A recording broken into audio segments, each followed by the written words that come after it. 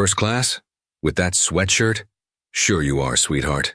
That's what the gate agent sneered before tearing a black woman's passport in half, right there at the boarding gate, in front of stunned passengers. What she didn't know was that the woman in joggers wasn't just any traveler.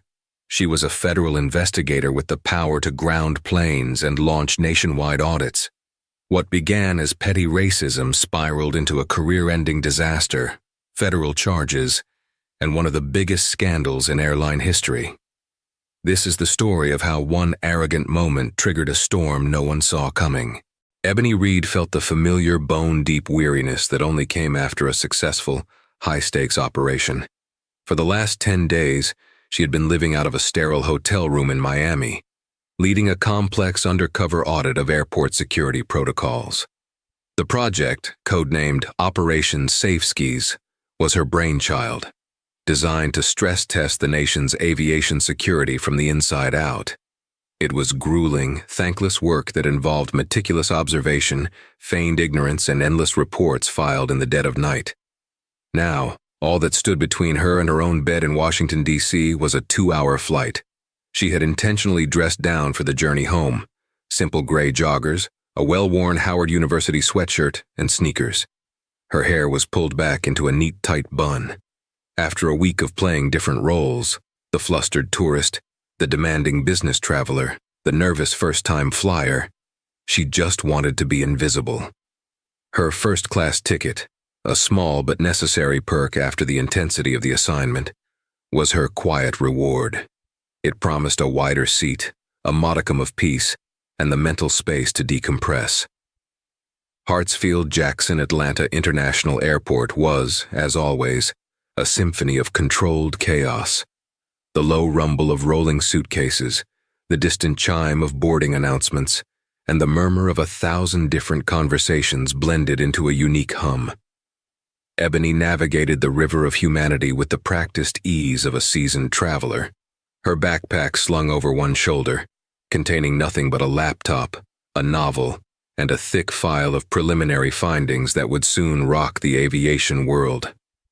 She arrived at Gate B-32, where Ascend Air Flight 1142 to Reagan National was scheduled to begin boarding in 20 minutes. The gate area was already crowded, a mosaic of faces, a family wrangling 3 overexcited children, a phalanx of businessmen in identical Navy suits, an elderly couple sharing a bag of pretzels. And then there was the gate agent. Her name tag read Brenda, in a crisp corporate font. Brenda was a woman in her late 40s with a helmet of blonde hair that looked as solid as a rock and a thin, down-turned mouth that seemed permanently locked in a state of disapproval. She moved with an air of theatrical importance, her fingers tapping on her keyboard with unnecessary force, her voice sharp and condescending as she addressed a passenger's question. Ebony watched her for a moment, the investigator in her unable to completely switch off. She observed Brenda's interactions. A smiling, rosy-cheeked white family approached with a question about their seat assignments. Brenda was a beacon of saccharine sweetness, calling the children sweetheart and assuring the parents everything was perfect. An elderly Indian man followed, asking softly if the flight was on time. Brenda didn't look up from her screen, snapping, "It'll board when it boards. Listen for the announcement." Ebony felt a familiar, weary pang. It was a textbook case of what she called authority bias. When a person in a uniform, any uniform, uses their minuscule amount of power to create a hierarchy based on their own prejudices. It was one of the many human factors that could compromise security, a tiny crack in the system that could be exploited. Finally, the announcement for pre-boarding crackled to life. "We now invite our first-class passengers to begin boarding. Please have your boarding pass and a valid government-issued ID ready for inspection."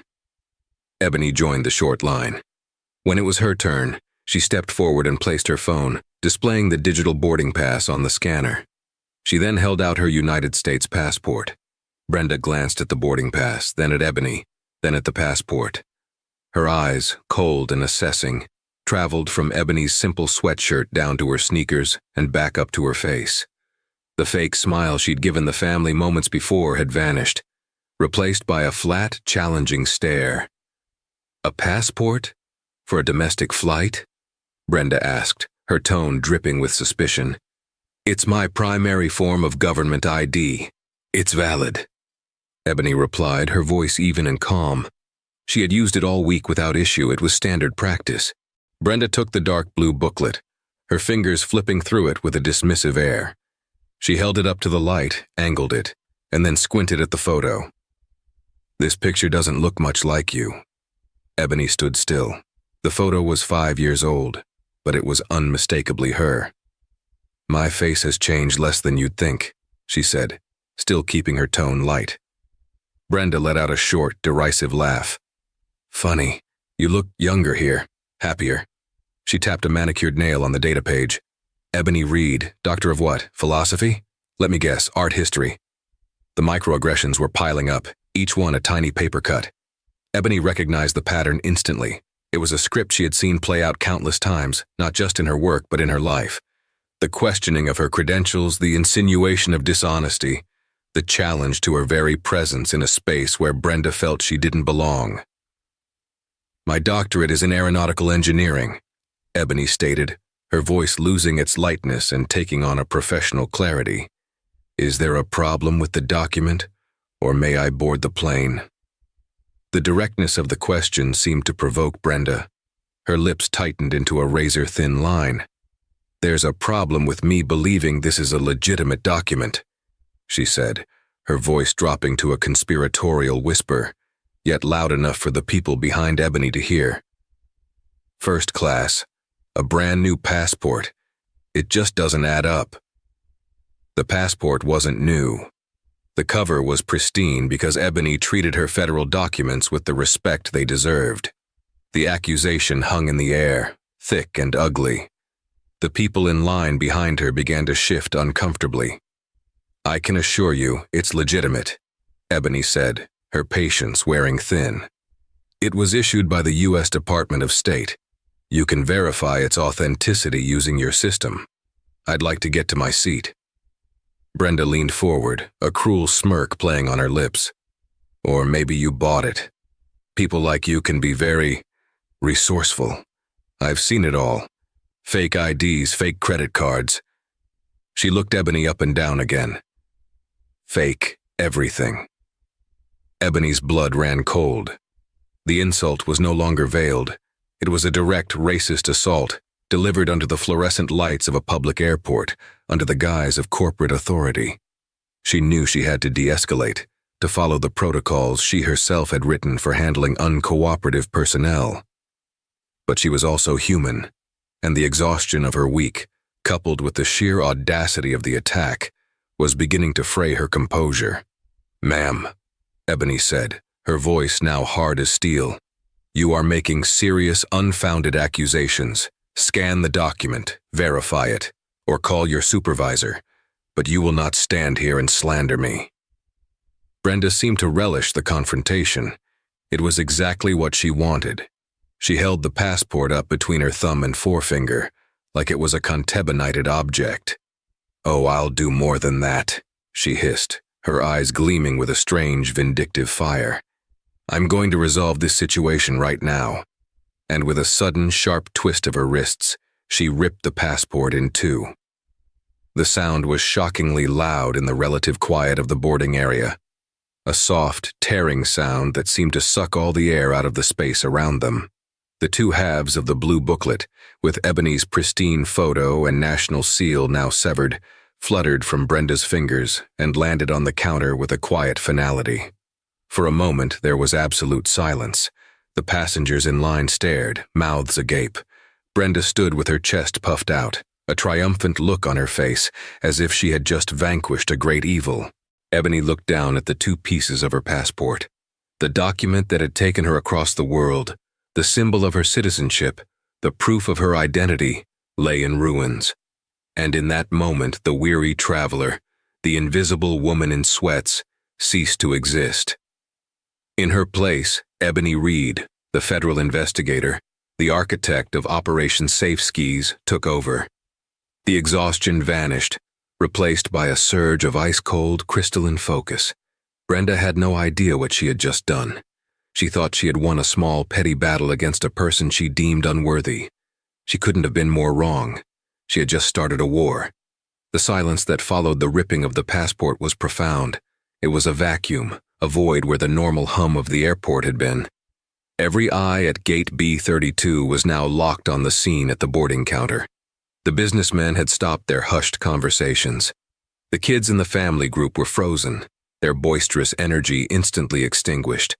A young woman standing a few people back in the economy line instinctively raised her phone, its camera lens a small, dark, unblinking eye. Brenda seemed to bask in the attention. She crossed her arms, a smug, self-satisfied smirk etched onto her face.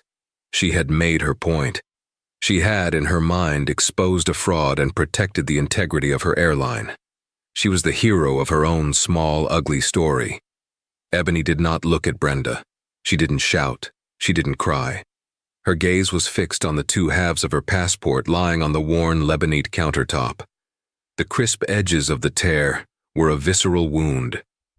She saw the severed eagle on the Great Seal of the United States, a symbol of the nation she served, now bisected by an act of petty malice. She slowly raised her eyes and met Brenda's triumphant stare. Brenda expected hysterics. She expected a tirade, tears, a satisfying meltdown that would justify her actions. What she got was something far more unnerving: absolute stillness. Ebony's face was a mask of placid control, but her eyes held a new intensity, a focus so sharp and penetrating it felt like a physical force. The air crackled between them. "You have just destroyed a United States federal document," Ebony said. Her voice was quiet, almost conversational, yet it carried with an unnatural clarity through the silent gate area. It was not the voice of a victim. It was the voice of an assessor, a judge.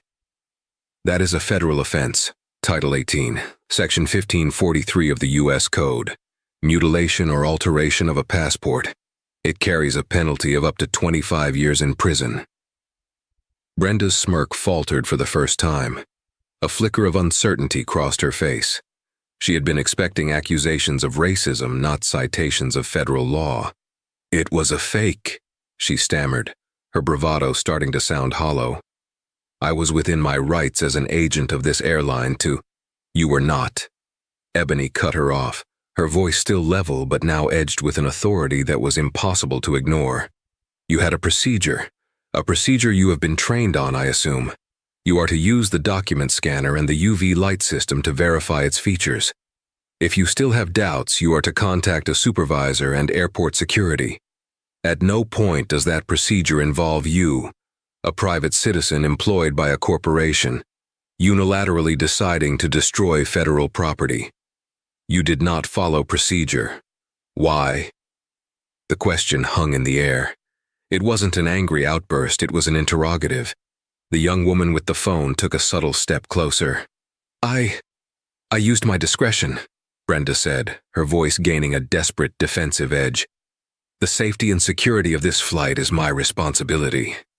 Your responsibility is to follow the law and your company's regulations," Ebony countered, taking a deliberate step away from the counter, creating a space of command. She reached into her backpack, her movements unhurried and precise. Brenda flinched as if expecting a weapon. Instead, Ebony pulled out her phone. She didn't dial 911. She tapped a single contact on her favorites list. As the phone rang, she spoke, her voice still directed at Brenda, but intended for the entire captive audience. "Let me tell you what you've done, Brenda. You didn't just break the law. You have, with your discretion, compromised the very security you claim to be protecting.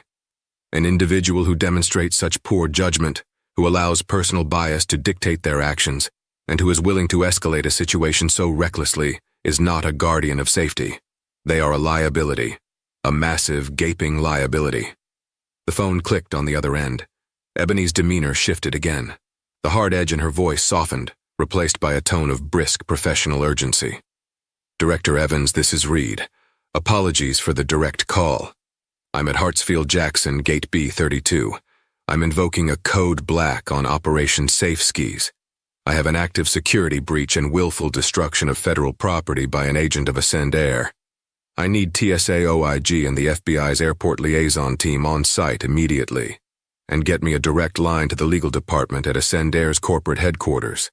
Inform them they are about to be in breach of their operating certificate. The name, Operation Safe Skis, and the mention of the FBI sent a ripple of shock through the onlookers. The businessmen looked at each other, their eyebrows raised. Brenda's face had gone from smug to uncertain to now a pale shade of gray. The color drained from her cheeks, leaving behind a pasty, slack-jawed mask of disbelief. "No, you're lying," Brenda whispered, the words catching in her throat. "You're nobody." Ebony ended her call and looked directly at Brenda. The mask of the weary traveler was gone completely, burned away by the fire of her purpose. Now she was every inch the federal officer. "My name," she said, her voice resonating with the full weight of her authority, "is Ebony Reed. I am the Senior Field Inspector for the Federal Aviation Administration's Office of National Security and Incident Response. The operation I have been leading for the past 10 days is a national audit of your airline's compliance with federal security mandates. Your actions here today, your profiling, your disregard for protocol, and your criminal destruction of my credentials have not just inconvenienced a passenger. You have provided a live, documented, and frankly spectacular example of exactly the kind of systemic failure we are here to identify and eradicate." She paused, letting the words sink in. "So, to answer my earlier question, Brenda, why didn't you follow procedure? Was it inadequate training, or was it something else?" Brenda was speechless. Her mind was a whirlwind of denial and panic. This couldn't be happening. The woman in the college sweatshirt, the one she had pegged as a fraud, couldn't be some high-level government agent. It was a trick, a bluff. Just then, a harried-looking man in a slightly too tight suit rushed toward the gate. "What the hell is going on here?" he demanded, his name tag identifying him as Frank Miller, the station supervisor. "Brenda, what did you do? We have a flight to board." Brenda turned to him, her eyes wide with desperation. "Frank, this woman, she was trying to board with a fake passport. It was a cheap forgery. I confiscated it." She gestured vaguely at the two pieces on the counter, avoiding the fact that she had been the one to tear it. Frank looked from Brenda's panicked face to Ebony's icily calm one. His default setting was to back his employee, to smooth things over and get the plane out on time. That was his job. Delays cost money. "Ma'am," he began, his voice a practiced, placating drone. "I'm sure we can sort this out. If there's an issue with your ID—" "Your time to sort this out has passed, Mr. Miller," Ebony said, her eyes flicking to his name tag. "Your employee has committed a felony. Your airline is now under active investigation by the FAA, effective immediately. Flight 1142 will not be departing. This gate is now a federal investigation scene. Nothing," she said, her gaze sweeping over the counter, "is to be touched." As if on cue, two uniformed airport police officers appeared at the end of the jet bridge, their expressions serious. They were followed by two more individuals in sharp, dark suits who moved with the unmistakable confidence of federal agents. The hum of the airport was returning, but now it was layered with the crackle of police radios and the urgent murmurs of the crowd. Brenda looked at the approaching officers, then at the two halves of the passport, then at Ebony's unyielding face. The reality of the situation finally crashed down upon her, a tidal wave of pure, undiluted horror. The smugness, the power, the vindictive pleasure. It all evaporated, replaced by a raw, primal fear. She hadn't just made a mistake. She had ended her career. She had destroyed her life. And it had all happened in the span of 5 minutes, starting with a sneer and ending with the soft, tearing sound of her own ruin. The arrival of law enforcement flipped a switch in the atmosphere at Gate B32. The scene transformed from a shocking spectacle into a formal proceeding. The two airport police officers, stern and professional, immediately established a perimeter. "Folks, we're going to need you to clear the area," one of them announced, his voice brooking no argument. "Please step back from the gate." The passengers, who had been a captive audience, now shuffled backward, a low wave of murmuring rippling through them. They were no longer just witnesses. They were now bystanders to an official incident. The young woman who had been filming lowered her phone but didn't stop the recording, letting it hang by her side, its lens still drinking in the scene. The two plainclothes agents from the FBI's airport liaison office approached Ebony directly, bypassing everyone else. One was a tall man with a calm demeanor. The other was a shorter woman with sharp, intelligent eyes. "Reed," the man asked, his voice low and respectful. "Agent Davies, this is Agent Chen. We got the call from Director Evans. What's the situation?" Before Ebony could answer, Frank, the station supervisor, stepped forward, his face a mask of bewildered indignation. "Hold on. Who's in charge here? This is an Ascend Air gate. This is my station. This woman," he gestured at Ebony, his voice rising, "is making threats and disrupting our operation." Agent Chen turned her head slowly to look at Frank, her expression utterly unimpressed. "Sir," she said, her voice flat and cold. "The moment a federal crime is committed on airport property, jurisdiction shifts. Right now, we are in charge. Please step back and do not interfere." Frank's mouth opened and closed silently. The corporate rulebook he lived by was being shredded before his eyes. His authority, which he wielded with such self-importance within the confines of the terminal, meant nothing here. He was out of his depth, a middle manager caught in a riptide of federal power. Ebony addressed the agents, her tone all business. "Agent Davies, Agent Chen, thank you for the prompt response. The subject," she nodded towards Brenda, who was now visibly trembling, "is an Ascend Airgate agent. She refused to accept my valid U.S. passport for a domestic flight.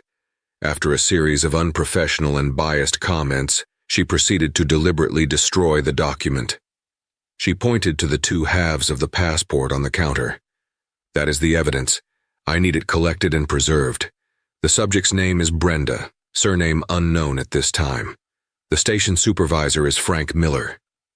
Agent Davies nodded, pulling on a pair of nitrile gloves from his pocket. He carefully used a pair of tweezers to pick up the two pieces of the passport and place them in an evidence bag.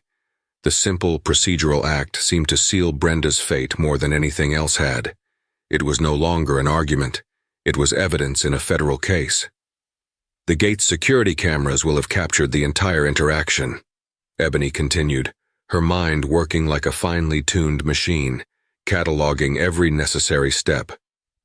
"I need that footage pulled immediately, from all angles, before anyone has a chance to accidentally wipe it.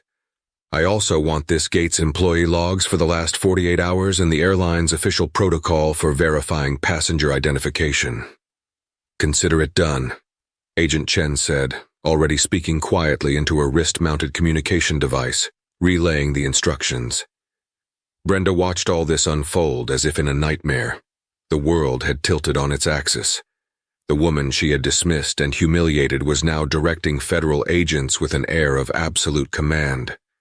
The power dynamic hadn't just shifted, it had been inverted with breathtaking speed and brutality. This was a hostile takeover of her reality. "Frank," she whimpered, turning to her supervisor, her last hope. "Do something. Tell them. I was just doing my job. I thought it was fake. I was protecting the flight." Frank looked at her, then at the stone-faced federal agents, then at Ebony. The calculus of self-preservation was spinning in his head. His instinct to protect his employee was at war with his instinct to save his own skin. The latter was winning by a landslide. "Brenda, what exactly happened here?" he asked, his voice now cautious, devoid of its earlier bluster. He was no longer her defender. He was an investigator, trying to find a safe distance from the explosion. She was being difficult," Brenda stammered, casting about for a justification that didn't sound as petty and prejudiced as her true motives. Her story didn't add up. First class, but dressed like that. It was suspicious. Ebony overheard this. She turned her head, her gaze locking onto Brenda. "Dressed like that?" she repeated, the question sharp as a shard of glass. "Please clarify for the record, Brenda. What about my attire specifically did you find suspicious? Was it my university sweatshirt, or was it the fact that a black woman was wearing it in the first-class line?"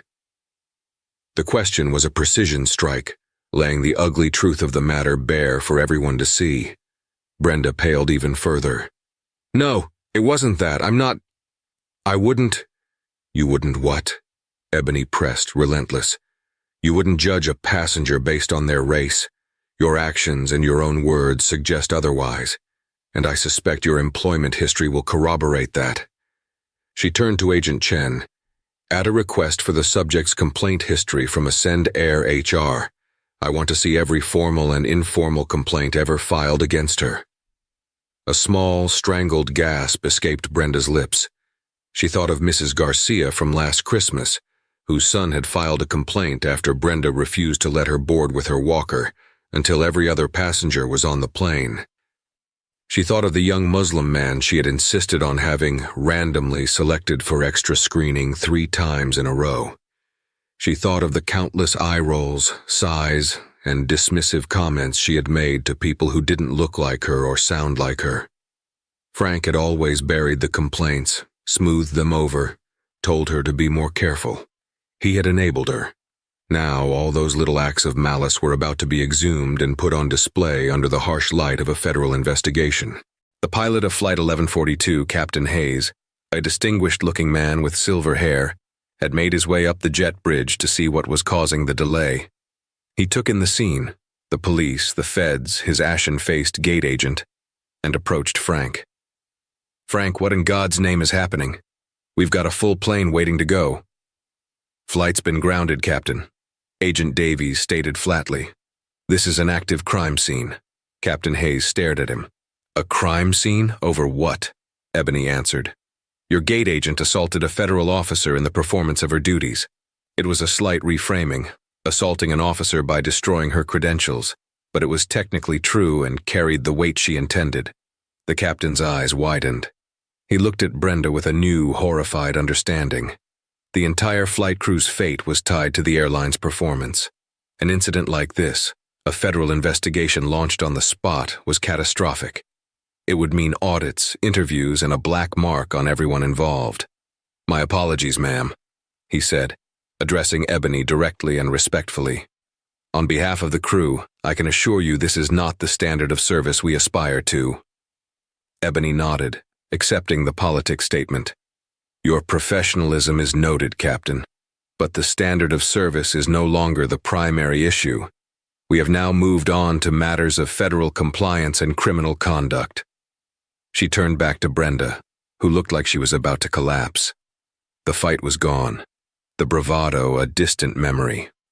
All that remained was the pathetic, crumbling facade of a bully who had finally punched someone who could punch back, not with fists, but with the full, crushing weight of the United States government.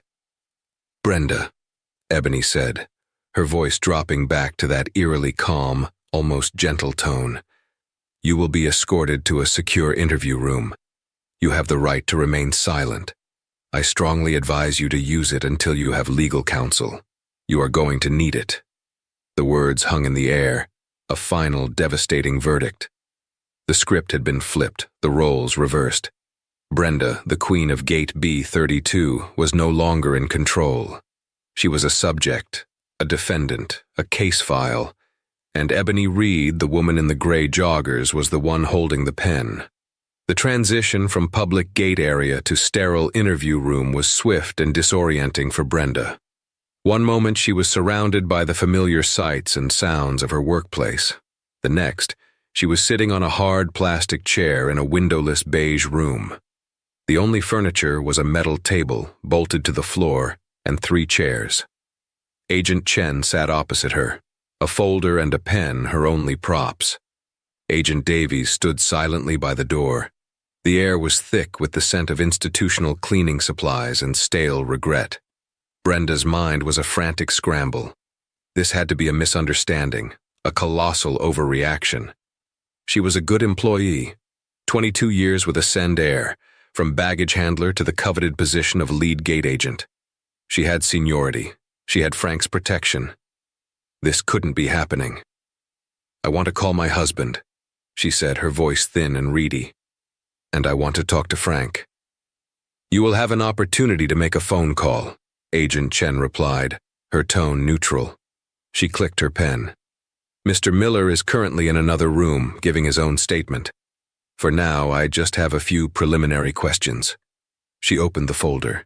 Inside was a single sheet of paper with Brenda's employee photo clipped to the top.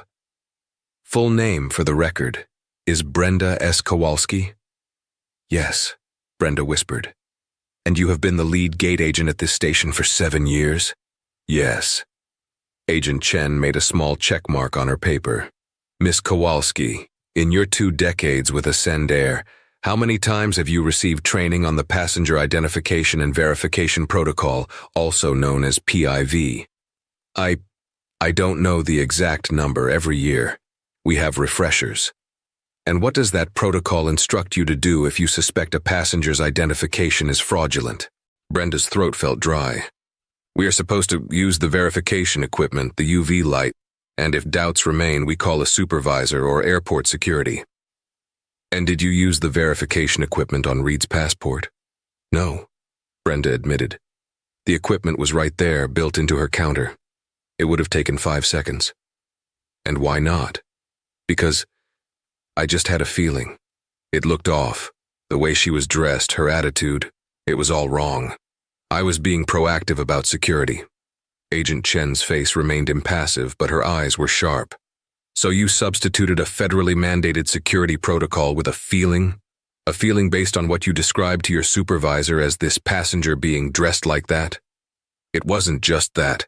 She was arrogant, Brenda said, grasping at straws, challenging my authority. Is it your understanding that a passenger asking you to do your job constitutes a challenge to your authority? Agent Chen countered smoothly. She made another note. Let's move on to the document itself. You stated you believed it to be a cheap forgery. What specific elements of the passport led you to that conclusion?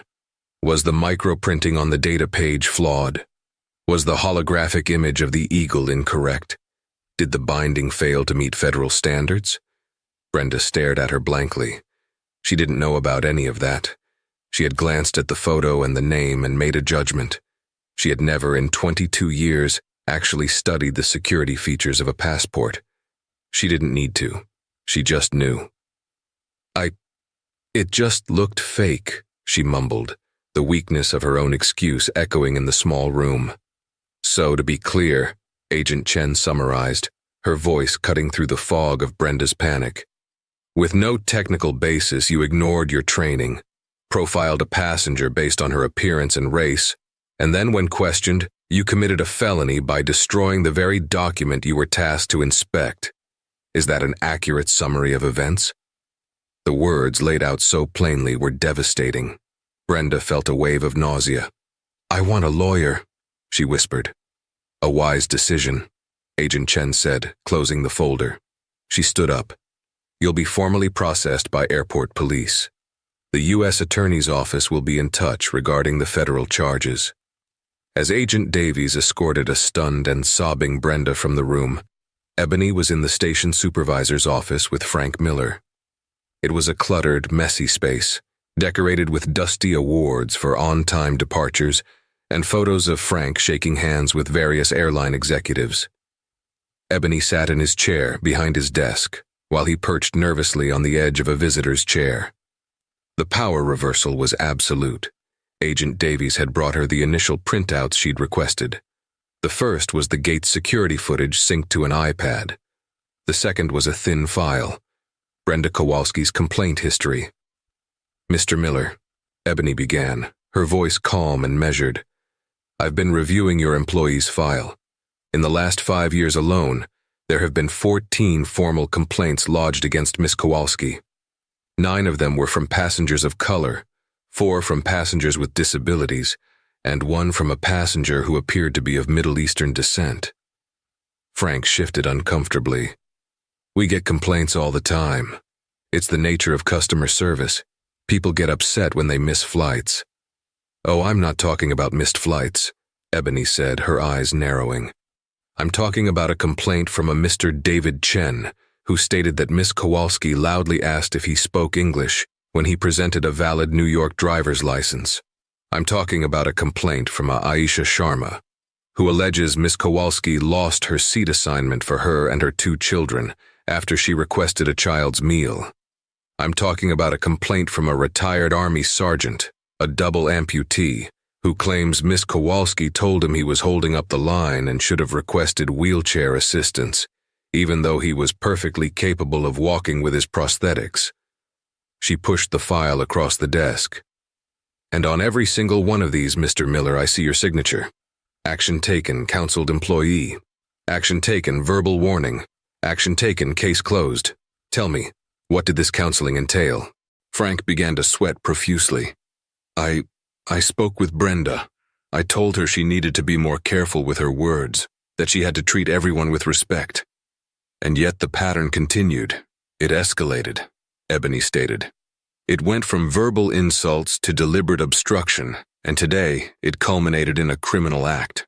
What you call counseling, Mr. Miller, the FAA calls gross negligence. You were not managing an employee, you were enabling a known liability. You cultivated a culture at this gate where prejudice was permissible, as long as the planes left on time. You are as culpable in this as she is. Frank's face, already pale, turned the color of ash. That's not true. I'm a good manager. A good manager, Ebony said, leaning forward, does not have an employee who feels empowered to rip up a passenger's passport in front of 50 people. A good manager would have identified this pattern of behavior and removed the threat. You didn't. You buried it. And now, it has buried you. She stood up. Your airline's operating certificate is contingent on adherence to federal law and FAA security directives. Those directives include provisions against discriminatory practices as they create volatile and unpredictable security risks. You and your star employee have provided us with a textbook case study. The FAA will be launching a full, top-to-bottom audit of this entire Atlanta hub, effective immediately.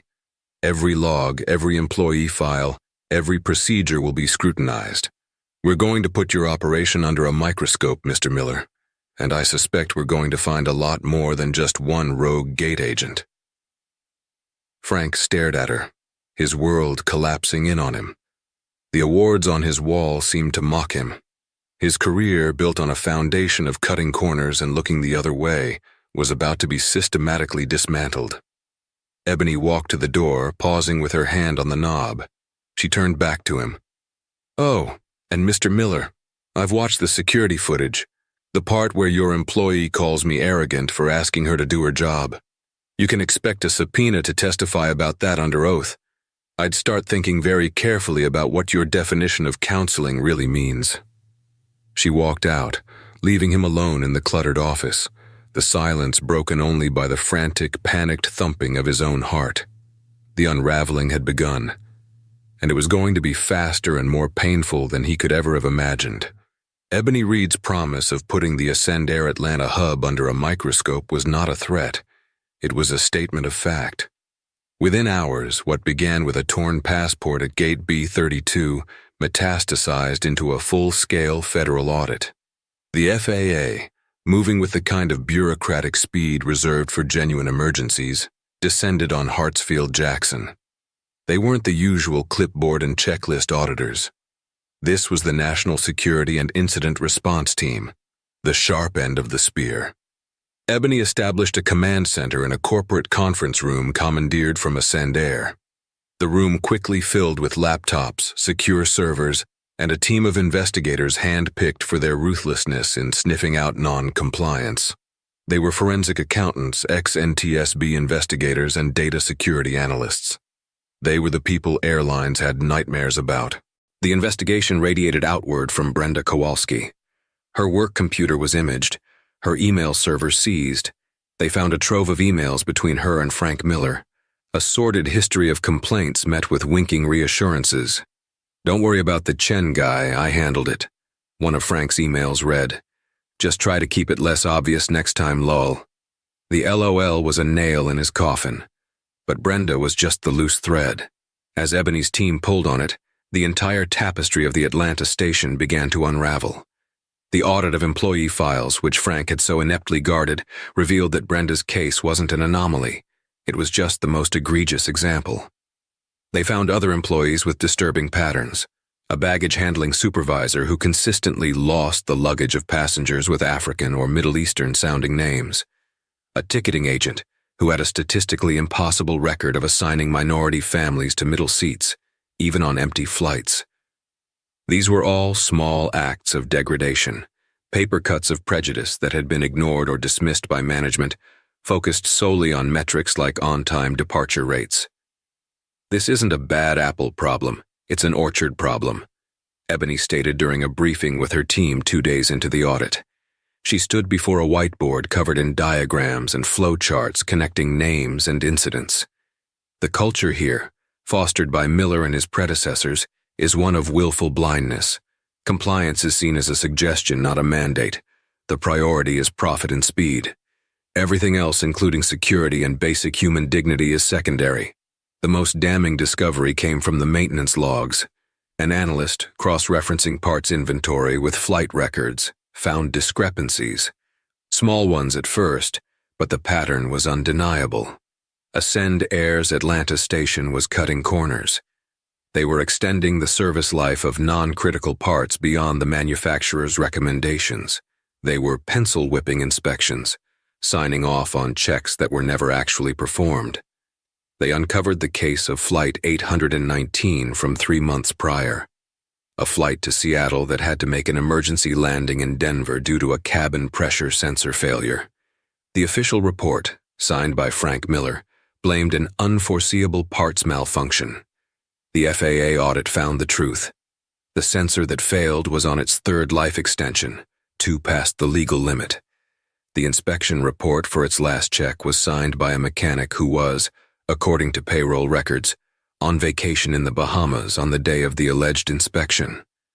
Frank Miller had not just ignored racism, he had actively participated in a cover-up that endangered the lives of hundreds of passengers. The torn passport was no longer the main crime. It was merely the key that had unlocked a vault of systemic corruption. Ebony sat down with Captain Hayes, the pilot from the canceled Flight 1142. He had been grounded pending the investigation, along with his crew. He was angry, embarrassed, and terrified for his career. "Captain," Ebony began, her tone professional but not unkind, "I've reviewed your record. It's exemplary. 25 years, not a single blemish. Which is why I find it hard to believe you were completely unaware of the lax culture at this station." Hayes shifted in his seat. "My job is in the cockpit, Reed. I fly the plane. I rely on my ground crew and my station managers to do their jobs to the letter. I have to trust them." "Trust is not a control," Ebony countered. "It's a variable. Did you ever, in your pre-flight checks, notice anything that gave you pause? Any maintenance sign-offs that seemed rushed? Any crew members who seemed overly stressed or complained about being understaffed?" The captain hesitated. His loyalty was to his crew and his airline, but his ultimate responsibility was to the safety of his passengers, and he was speaking to a federal investigator who already seemed to know the answers to her own questions. "There have been whispers," he admitted reluctantly. "Talk of management pushing us to make faster turnarounds. Pressure to not delay flights for minor write-ups. We're told to use our discretion, but I never saw anything that I believed would compromise the safety of my aircraft." "And Brenda Kowalski? What were the whispers about her?" Captain Hayes sighed, a deep, weary sound. "Everyone knew about Brenda. We called her the gatekeeper. She had her favorites. If you were on her good side, your boarding was smooth as silk. If not, it wasn't. We just tried to stay out of her way. It was easier than fighting with her and getting Frank involved." "So you were aware of her behavior," Ebony concluded, "and you and others made a conscious choice to ignore it for the sake of an easier day. That, Captain, is called complicity. It's the soil in which people like Brenda and Frank grow." The words hit the captain like a physical blow. He had always thought of himself as one of the good guys, a man of integrity. But Ebony was showing him that integrity wasn't a passive state. It was an active choice, and he, along with many others, had failed to make it. The investigation was no longer about a single incident. It was about the insidious rot that can fester in a large organization when profit is prioritized over people, when accountability is sacrificed for convenience, and when small acts of prejudice are allowed to go unchecked, creating an environment where larger crimes can take root. Ebony looked at the mountain of evidence her team had compiled. The falsified logs, the history of complaints, the damning emails. It all started with one woman's ugly assumption about another woman's place in the world. It was a stark, terrifying reminder of a truth she had built her career on. Bigotry isn't just a social evil. In the world of aviation, it is a direct and pressing threat to safety and security. It is a cancer that, left untreated, will always eventually spread. The consequences came not with a single thunderclap, but as a series of devastating, targeted lightning strikes. The final report from Operation Safe Skis, with the Ascend Air Atlanta hub as its grim centerpiece, was a masterwork of methodical destruction. It was leaked to a major news outlet, a strategic move by Ebony's boss, Director Evans, to ensure the story couldn't be buried. And the fallout was immediate and catastrophic. For Brenda Kowalski, the karma was swift and absolute. Fired by Ascend Air within an hour of the story breaking, she was arrested the next day. The image of her being led from her suburban home in handcuffs, her face a crumpled mask of disbelief, became the visual icon of the scandal. She was charged with the destruction of a federal document, but the U.S. attorney, spurred by the public outcry and the mountain of evidence of her discriminatory practices, added civil rights charges to the indictment. Her feeling about Ebony Reed would cost her years of her life.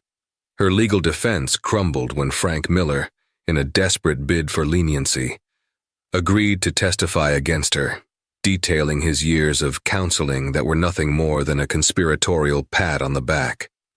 Frank Miller's fate was, in many ways, worse.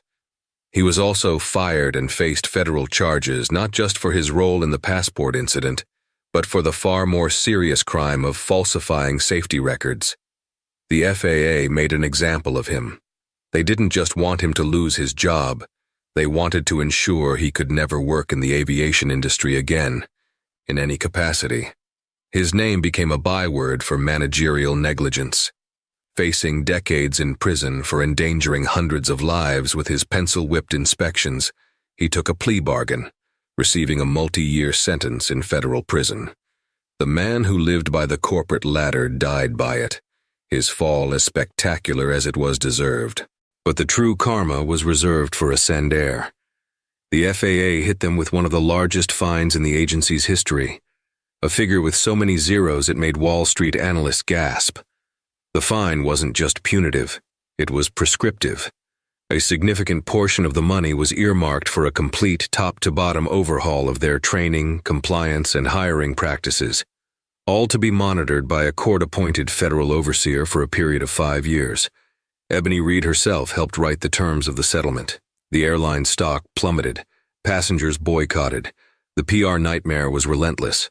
The story of the racist gate agent who tore up a passport became a national cautionary tale. The Ascend Air brand, once associated with budget-friendly travel, was now synonymous with prejudice and corruption. They were forced to launch a humiliating apology tour, with their CEO appearing on national television, his face a grimace of forced contrition. The young woman who had filmed the initial incident on her phone became a minor celebrity. Her video was played on every news channel, a clear, damning record of Brenda's malice. She was interviewed, praised for her quick thinking, and held up as an example of citizen journalism. She later received a quiet, personal note of thanks from Ebony. 6 months later, Ebony Reed stood at a podium in a congressional hearing room on Capitol Hill. She was no longer in her undercover sweats, but in a sharply tailored navy blue suit. Her demeanor was confident, her voice clear and strong as it echoed through the chamber. On a large screen behind her was a high-resolution image of her ripped passport, the two halves now a symbol of a broken system. The events at Hartsfield-Jackson were not the result of one employee's bad day, she told the committee of senators. They were the inevitable result of a corporate culture that tolerated bigotry, prioritized speed,